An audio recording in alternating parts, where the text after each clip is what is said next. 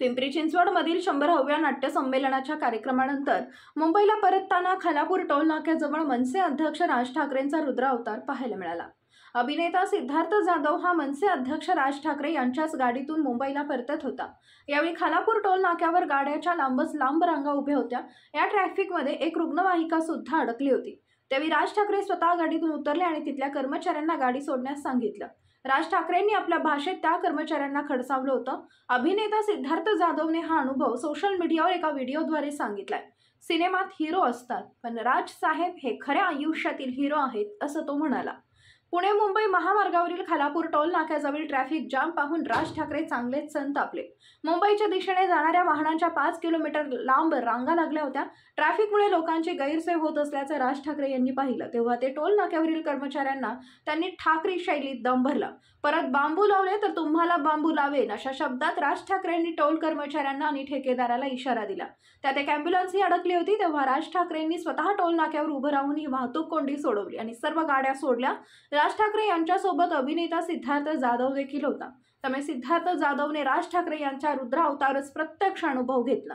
सिद्धार्थ जाधव म्हणाला की राज ठाकरे हे जन माणसांच्या अडचणी सोडवण्यासाठी उतरले आणि रुग्णवाहिकेला त्यांनी रस्ता करून दिला।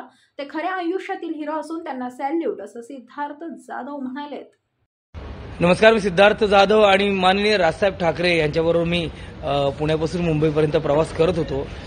नाट्य संमेलनाचा कार्यक्रम संपल्यानंतर त्यांच्याबरोबरच आम्ही प्रवास करत होतो आणि एक्सप्रेस हायवेला खालापूर टोल नाक्याला येताना त्यांनी जी ट्रॅफिकची रांग पाहिली, साहेब स्वतः गाडी चालवत होते आणि आम्ही त्यांच्याच गाडीत बसलो होतो। साहेबांची पोलिसांची व्हॅन असते, त्यांना रस्ता करून दिला होता, पण साहेब थांबले, स्वतः थांबले, त्यांनी गाडी थांबवली आणि आम्हाला काही कळायच्यात अचानकपणे ते उतरले आणि त्यांनी तिथल्या कर्मचाऱ्यांना त्या क्षणी राजसाहेबांच्या भाषेत समजावलं की आत्ताच्या आता सगळ्या गाड्या सोडा, कारण त्या 4-5 किलोमीटर लांब रांग होती त्या वाहनांची आणि त्यात कुठेतरी एक ॲम्ब्युलन्स अडकली होती, लोक कंटाळली होती।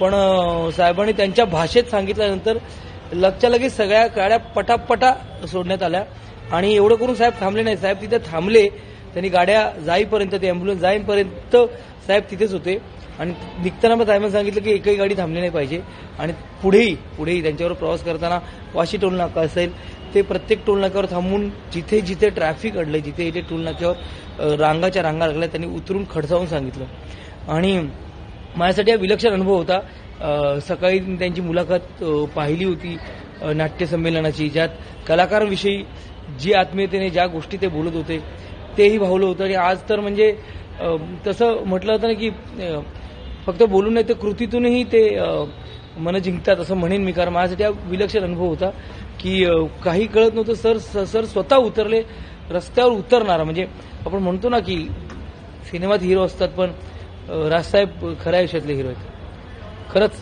सल्यूट राजसाहेब।